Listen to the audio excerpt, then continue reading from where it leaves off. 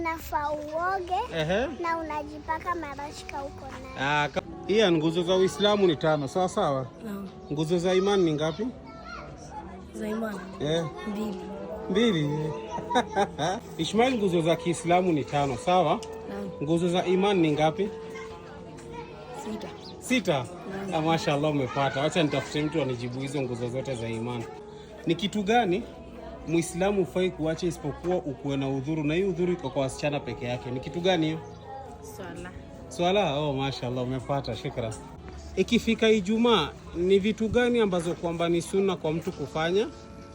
Unafaa uoge na unajipaka marashi uko nayo. Kama uko na marashi unajipaka.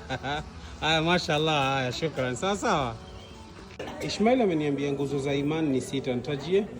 Amantu billahi wa malaikatihi wa kutubihi wa rusulihi wal yawmil akhir wa qadar khairihi min Allahi ta'ala. Khairihi wa sharrihi min Allahi ta'ala. Shukran. Jafar mwenyewe, kuna vitu ambazo kwamba ni 2 before uswali lazima ufanye, unazijua?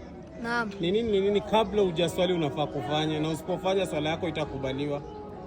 Unafaa kutawadha na kutia nia. Kutia nia ya swala, specific swala. Haya, mashaallah, shukran.